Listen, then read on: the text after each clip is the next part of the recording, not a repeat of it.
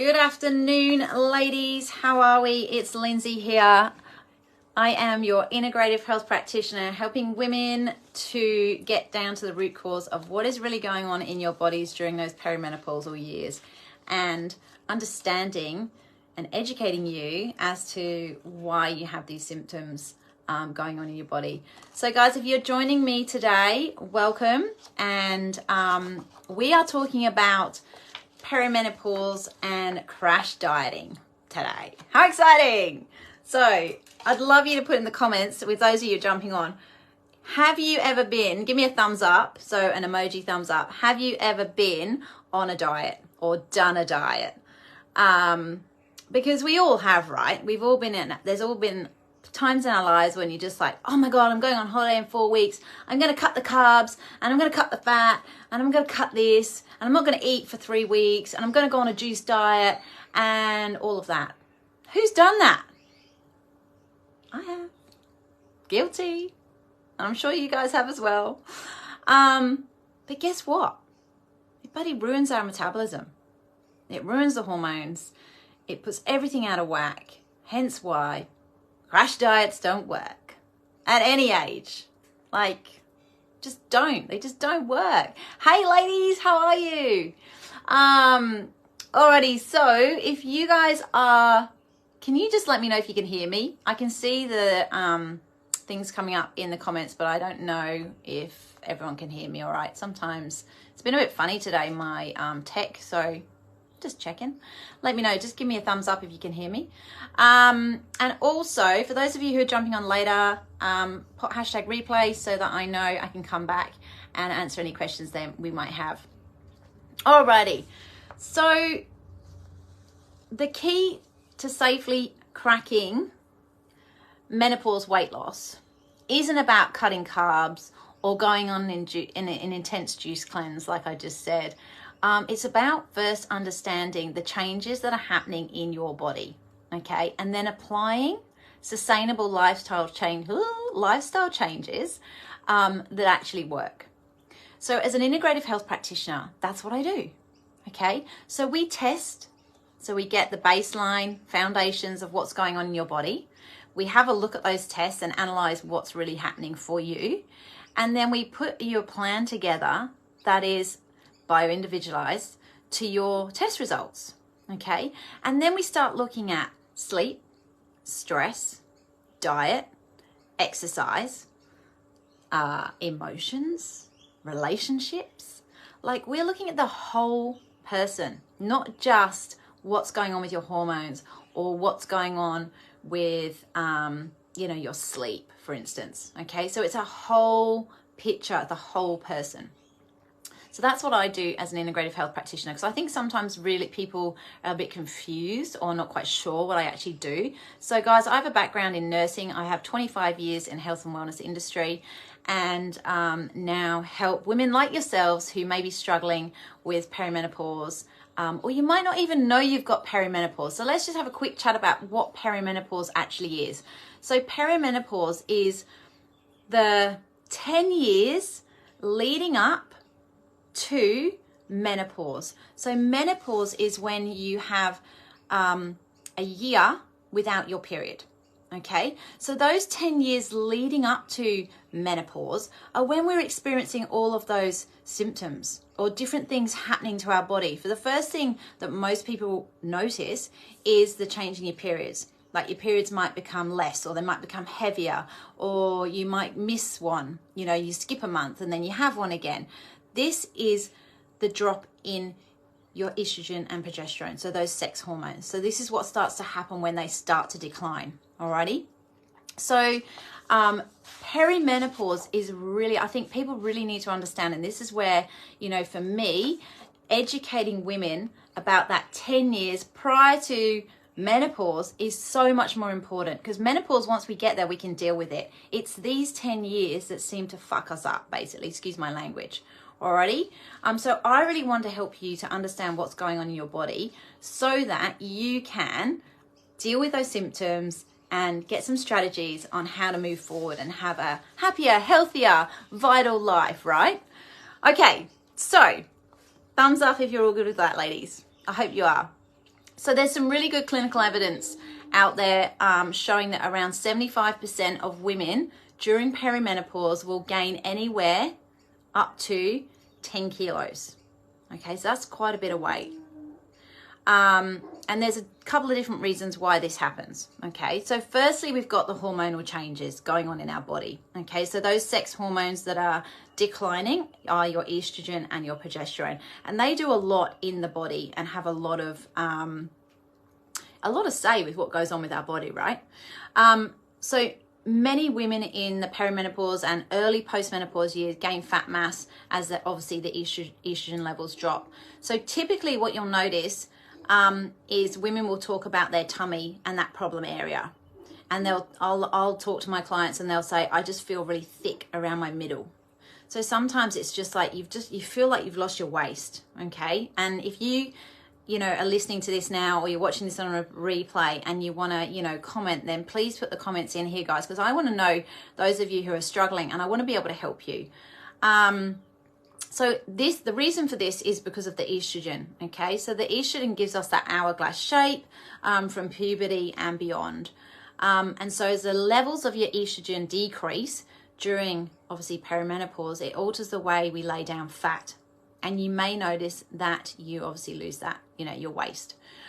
So even if you're taking HRT, ladies, which does replace the levels of estrogen that are declining, but it's not enough to reverse the new fat laying pattern that's happening in our bodies. Alrighty. The next thing that happens is we get a decrease in muscle mass. Alrighty. So the hormonal changes alone don't necessarily cause the weight gain. So from about the age of 35, men and women, we lose muscle tissue as a natural process of aging. Okay, so if you think from, I'm 48 now and I've been losing muscle, and you notice it big time, and I train and I do strength training. And it's really hard to get muscle back on now. Like, I'm 48 and I can train, and my muscle it takes much, much longer to try and get muscle back on again.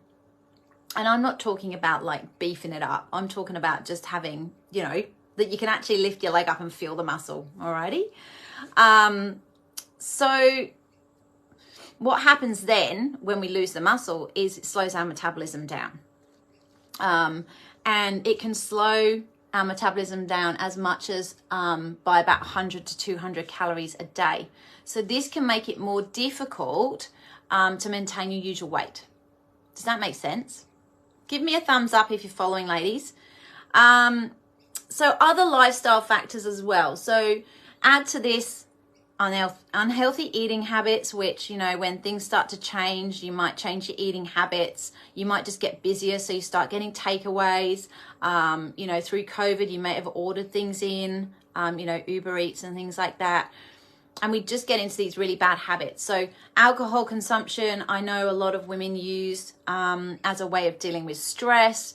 Then we've got the lack of sleep from our night sweats. It's joy. It's absolute joy.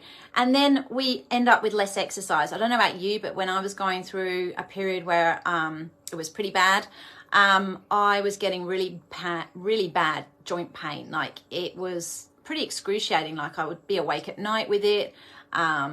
Training, I'd still train. I'd try and train through the pain, but it was horrible. I just didn't feel good at all. So, I tended to drop off my exercise. I was just walking and doing some Pilates.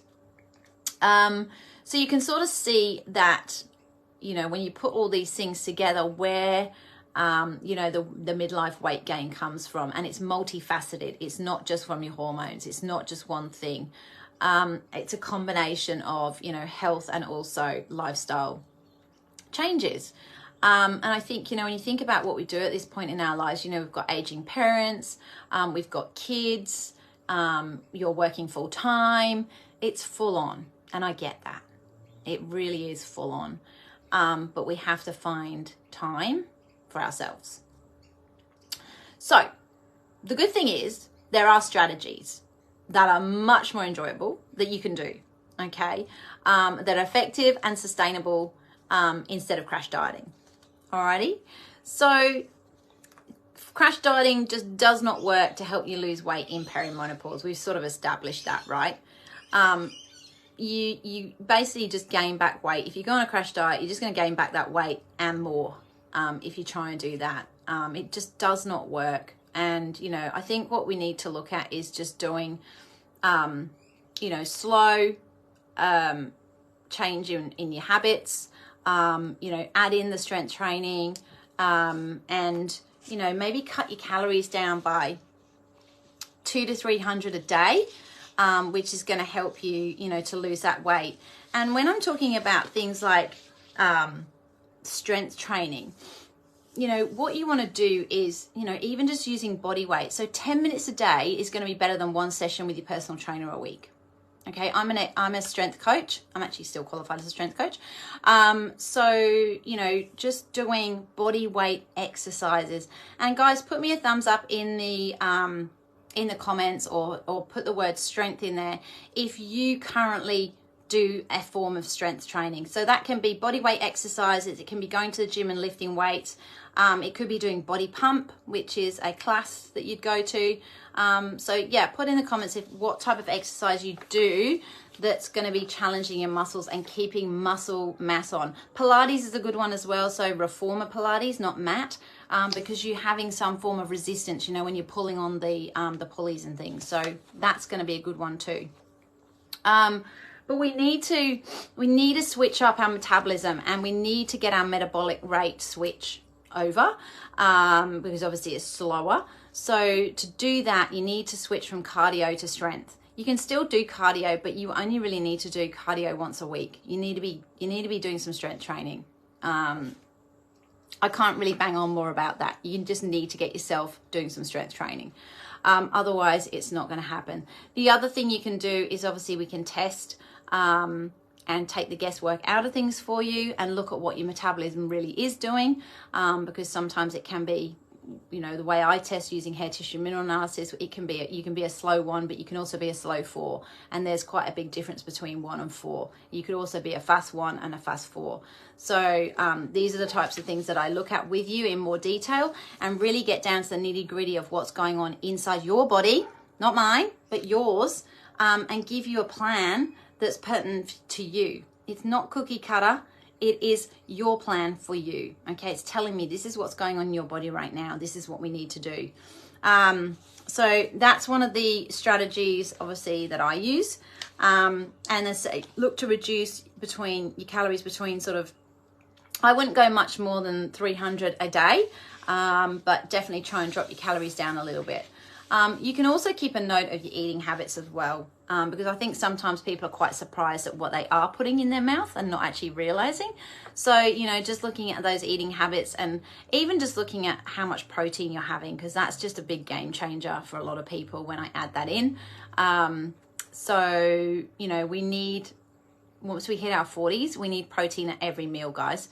So breakfast, lunch, dinner, and some small amounts at snacks as well. It stops the dip throughout the day. It's going to sustain you for longer. You're not going to feel as peckish, and you're also not going to get you know, the blood sugar spikes either.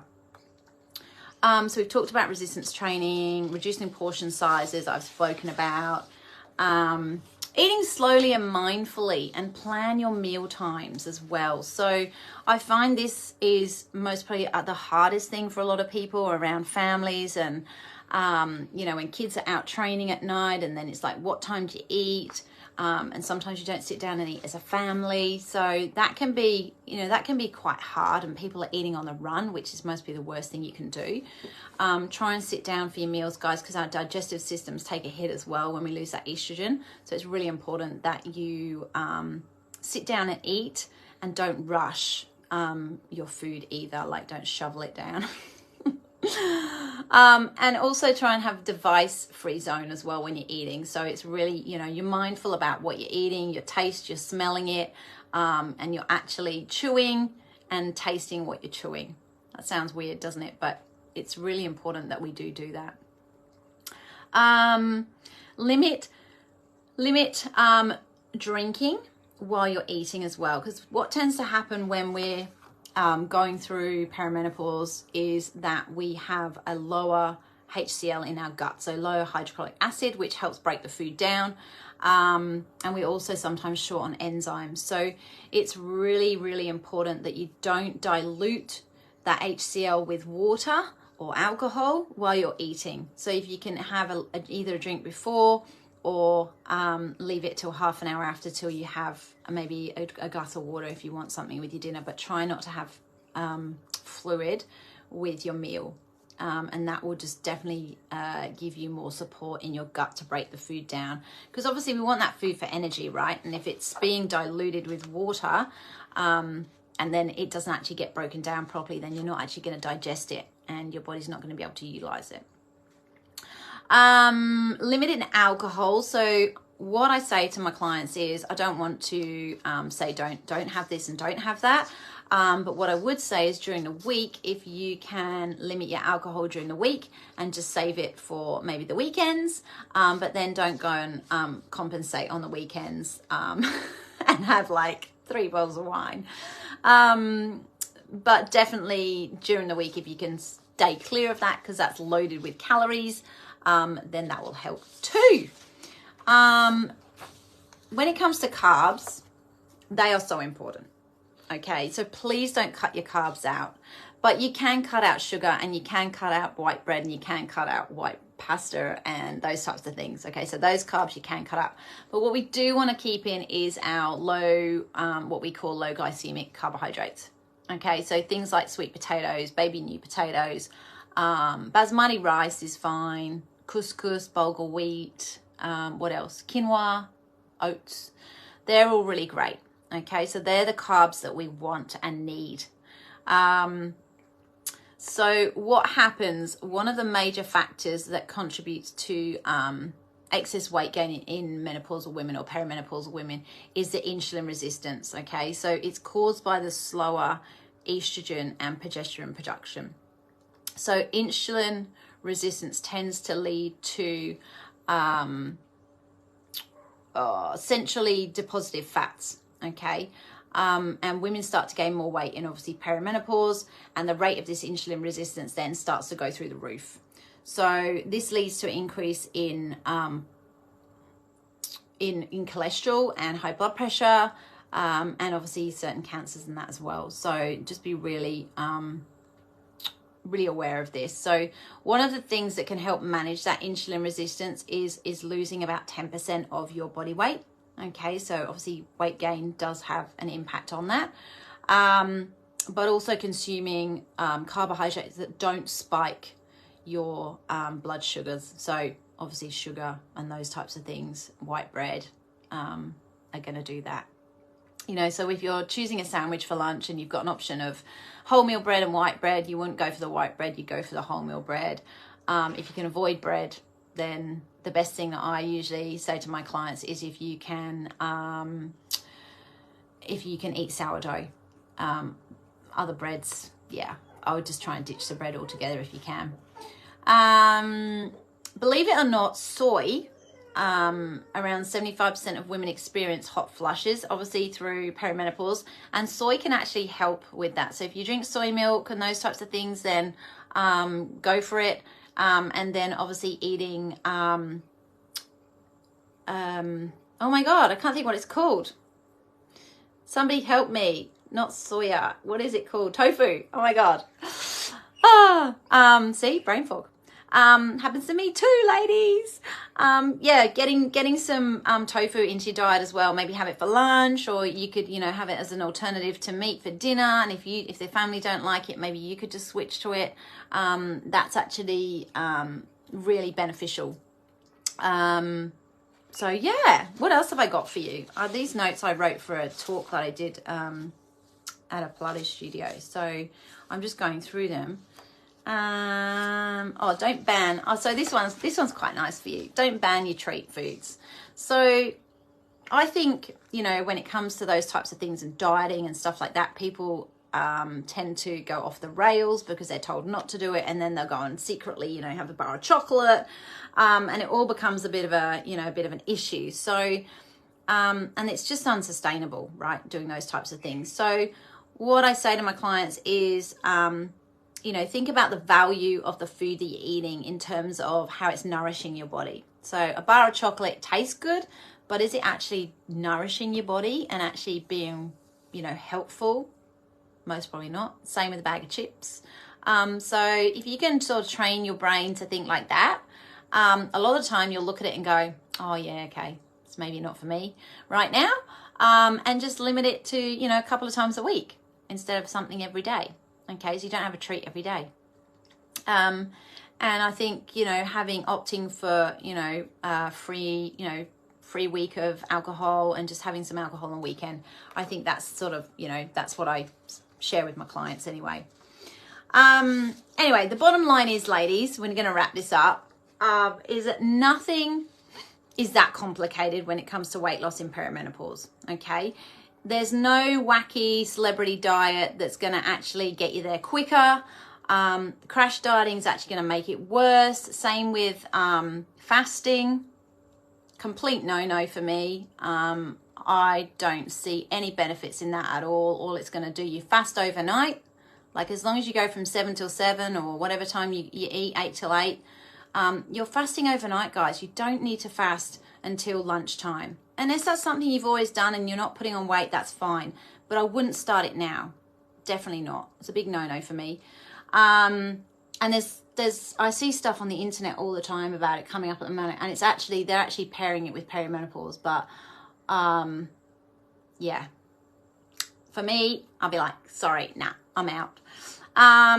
So ladies, I hope that's helpful. And I hope you've learned something tonight. I'd love you to put in the comments something you have actually learned, because I really want to help, you know, be an educator. I want to be seen as someone who's educating, you know, women to understand what's really going on. And I want you to take control of your health and your perimenopausal journey, because you don't have to be stuck there, and you really don't have to, you know, be sitting with 10 to 20 kilos of weight. There's something we can do about it. There's something we can do about it, definitely. So, you know, if you are struggling at the moment and you feel like you want to jump on a call or have a chat, I do offer a 15-minute chat where we can just sort of nut out what's going on for you and look if what I do is a good fit for you. And if it isn't, that's okay. You can sit in here and learn as much as you want. There's loads of stuff in the you know, lives that I've done previously in the guides. There's a gut health challenge in the guides. Go and look in the guides. There's heaps of information in there. And if there's something that you're after or something that you would like information on, then let me know so I can do a live on it, because I really want to bring value to you and help you. So I hope that has helped you tonight. And I also hope you have an amazing week ahead. And I look forward to connecting with you real soon. And look at that, 5:55 p.m. Have a good one.